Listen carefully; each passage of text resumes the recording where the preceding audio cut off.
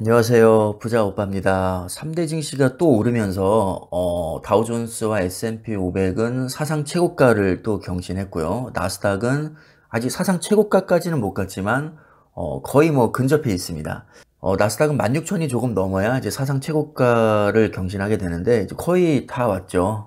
솔직히 기분이 좋긴 좋은데 엄청 기쁜 마음보다는 약간 어안이 벙벙하면서도 불안한 느낌이 더 강합니다. 이게 불안한 이유는요. 조정이 분명히 올 때가 됐는데 밑도 끝도 없이 오르기도 하니까 괜히 불안한 거죠. 저는 조정은 배설과도 같다고 생각을 하거든요. 우리가 밥을 많이 먹으면 당연히 배설도 많이 할 수밖에 없습니다. 들어오는 게 많으면 나가는 것도 당연히 많아야 되잖아요. 제가 생각하는 건강한 증시는 적당히 오르고 적당히 조정받으면서 서서히 우상향하는 겁니다. 그게 가장 바람직하죠. 마음도 편합니다. 근데 시도 때도 없이 사상 최고가 경신, 뭐 앞으로 더 좋아질 거다, 뭐 S&P 500이 5천 갈 거다, 6천 갈 거다. 자꾸 이렇게 주변에서도 바람을 넣으니까 오히려 장기 투자자로서 마음이 좀 불안합니다. 이렇게 많이 안 올라도 되는데 단기간에 많이 오르면 그만큼 조정도 크게 올 텐데 그럼 떨어질 때 기분이 썩 좋지 않은데 물량을 중간중간 소화하지 않고 단기간에 너무 많이 오르게 되면 필연적으로 부작용이 올 수밖에 없습니다. 언젠가는 엄청나게 급락하겠죠.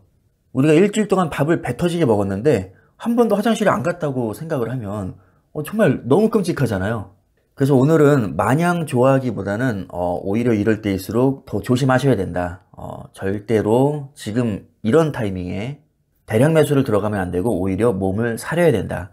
큰 조정에 대비해서 현금을 많이 비축해 둬야 된다. 물론 그 현금의 양은 사람마다 다르겠지만 내 기준에서 당장 반토막이 나도 아무렇지 않을 정도로 항상 대비를 하셔야 됩니다. 나는 현금 하나도 없어도 아무렇지 않은데? 그럼 현금 없어도 되겠죠. 그 사람마다 다른 거니까 알아서 조절하시면 됩니다. 역시 전체적으로 빅테크 기업들이 상승을 주도했는데요. 마소, 엔비디아, 브로드컴, 구글, 메타, 아마존 전부 다 올랐고 테슬라는 4% 넘게 올랐습니다. 테슬라 솔직히 갈 때 됐죠. 그동안 너무 많이 쉬었습니다. 그 다음에 애플은 오히려 0.36% 정도 빠졌는데 저는 이걸 어떻게 생각하냐면요. 그동안 많이 올랐으니까 쉬었다 가야지. 요즘 뭐 아이폰 전망이 안 좋다고 하는데 그래도 쥐들이 아이폰 안 쓰면 뭐 쓸 겁니까? 어차피 스마트폰이 없어지지 않는 이상 아이폰의 수요는 강할 수밖에 없다고 봅니다. 그냥 일시적으로 조금 뭐 폼이 안 좋을 수는 있어도 클래스는 영원하다는 거죠. 애플 걱정은 하는 거 아닙니다. 우리는 애플에 몰빵하지 않았잖아요. 빅테크 기업에 골고루 투자하고 있기 때문에 뭐 애플이 조금 폼이 안 좋다. 대신에 마소가 요즘 잘 나가주지 않습니까? 엔비디아도 너무 잘 나가고 있고 테슬라도 그동안 충분히 쉬었으니까 이제 갈 때 됐고 항상 이렇게 긍정적으로 생각하면 됩니다. 어차피 길게 보면 우상향입니다. 필라델피아 반도체도 1% 정도 올랐는데 당연하죠. 빅테크가 전반적으로 올랐으니까 반도체도 오를 수밖에 없는 거고요. 요즘 가장 핫한 분야가 인공지능인데 인공지능에서 반도체를 빼놓을 수가 없습니다. 그냥 반도체가 없으면 인공지능도 없는 거죠. 그래서 반도체에 대해서는 딱히 뭐 드릴 말씀이 없습니다. 요즘 반도체가 왜 이렇게 잘 나가냐? 4차 산업혁명을 주도하고 있으니까요. 인공지능을 주도하고 있으니까요. 전망이 너무 밝으니까요. 실적 너무 잘 내고 있고 누가 봐도 잘 나갈 수밖에 없으니까 주가도 오르는 겁니다. 어제 증시가 전반적으로 왜 이렇게 올랐냐? 뭐 굳이 표면적인 이유를 갖다 붙이자면 FOMC 앞두고 있고 금리 인하에 대해서는 뭐 기대를 많이 하고 있지는 않지만 기대를 거의 안 하고 있기 때문에 금리 인하를 언급하지 않아도 증시의 타격은 크게 없을 거고요. 만약에 조금이라도 언급하면 엄청나게 떡상하겠죠. 그리고 그동안 금리 인상 이슈로 주가가 솔직히 빠질 만큼 너무 많이 빠졌었다는 거죠. 이미 충분히 반영되고 사람들도 더 이상 금리 인상 이슈 이제는 아예 두려워하지 않잖아요. 이제는 금리 인하를 언제 할 것이냐. 여기에 다 관심이 쏠려 있는데 아무리 생각해도 지금 당장 할 것 같진 않다는 거죠. 딱히 기대할 것도 없고 그렇다고 쫄 필요도 없고 그냥 뭐 충격을 받을 건덕지 자체가 없으니까 그럼 자연스럽게 빅테크 실적으로 이제 관심이 쏠릴 텐데 그냥 누가 봐도 잘 나올 가능성이 너무 높다는 겁니다. 실적을 항상 잘 내왔었으니까요. 뭐 예전에도 솔직히 주가 폭락할 때 실적이 안 좋아서 폭락한 적은 그렇게 많지 않거든요. 실적을 잘 냈어도 금리 인상, 인플레이션, 전쟁, 뭐 홍다 사태, 뭐 별의별 악재가 다 터지면서 사실 주가가 많이 빠졌던 거였습니다. 항상 실적은 그럭저럭 잘 내왔었죠. 근데 외부적인 악재는 지금 예전에 비해서는 많이 해소가 된 상태이기 때문에 그래도 뭐 실적 잘 나올 가능성이 높으니까 매수세가 좀 들어온 거 아니겠냐. 대체적으로 이렇게 해석을 하고 있는 것 같습니다.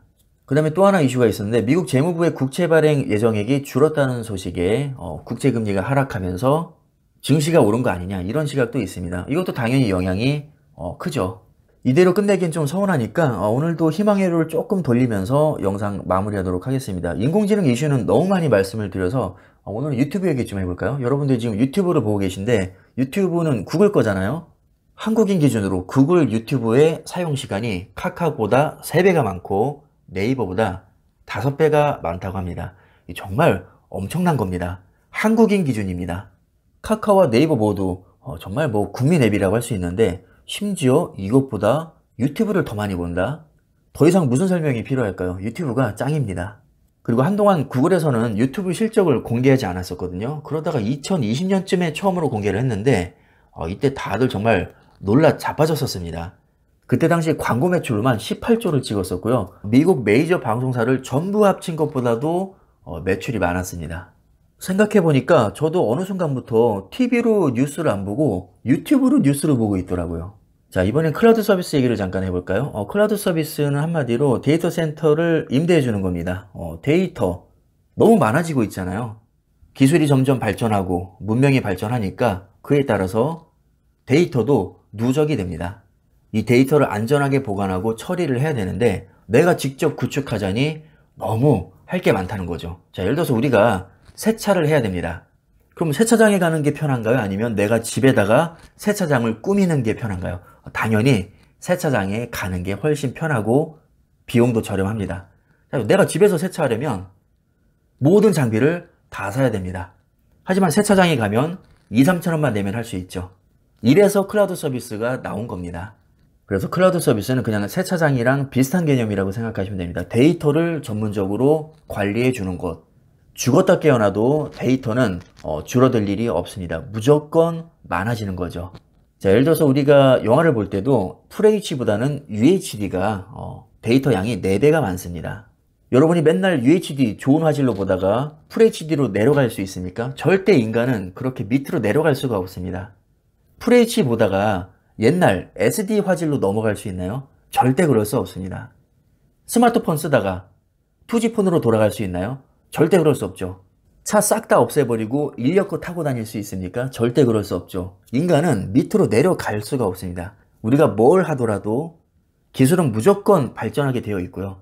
기술과 문명이 발전한 만큼 데이터도 어마어마하게 증가할 수밖에 없습니다.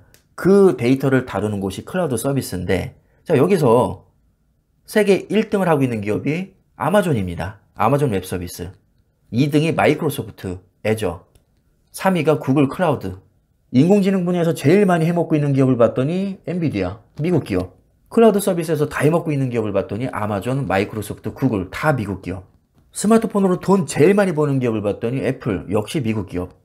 기술주 중심으로 다양한 섹터에 걸쳐서 세계에서 제일 잘 나가는 100개 기업을 모아놔 봤더니 98.36%가 다 미국 기업. 이것이 바로 우리가 미국 주식에 투자하는 이유입니다. 한마디로 미국이 다 해먹고 있다는 거고요. 앞으로도 다 해먹을 가능성이 대단히 높다는 겁니다. 그래서 빅테크 실적 발표를 앞두고 매수세가 들어온 거죠. 앞으로는 어떻게 될 거냐? 뭐 뻔하지 않겠습니까? 앞으로도 미국 빅테크 기업들이 다 해먹을 거고요. 설령 특정 몇 개 기업이 맛이 간다고 해도 또 치고 들어오는 기업 역시 미국 기업의 가능성이 대단히 높을 겁니다. 그럼 우리가 해야 할 일은 세계에서 제일 잘 나가는 미국 지수 또는 세계 1등 기업에 장기 투자하면 되는 거죠. 너무 쉽습니다. 그냥 너무 뻔합니다. 단지 너무 뻔해서 지루할 뿐입니다. 그래서 인내심이 필요한 거죠. 이 시간을 때운다는 게 정말 쉬운 게 아닙니다. 밥만 먹고 공부만 하면 서울대 갈 수 있는 거 누구나 다 알지만 그걸 아무나 할 수 없잖아요. 어떻게 막 17시간씩 공부합니까? 근데 그렇게 해내는 사람이 있거든요. 그런 사람이 서울대 가고 명문대 가는 겁니다. 누구나 알지만 아무나 하지 못하는 걸 해낼 수 있는 사람. 우량주에 장기 투자하면 누구나 부자가 될 수 있지만 이거를 해낼 수 있는 사람이 거의 없습니다. 정말 극소수입니다. 너무 뻔하고 쉽지만 결코 아무나 할 수 없는 일입니다. 그 어려운 거를 지금 우리는 하고 있는 거죠. 지금까지 잘 해오셨던 것처럼 앞으로도 똑같이 하시면 됩니다. 물론 쉽진 않겠지만 말이죠. 좀 쑤시겠지만 그래도 참고 하셔야 됩니다. 왜냐하면 그렇게 투자하는 게 성공 확률이 가장 높기 때문입니다. 오늘 영상 여기까지 하겠습니다. 감사합니다.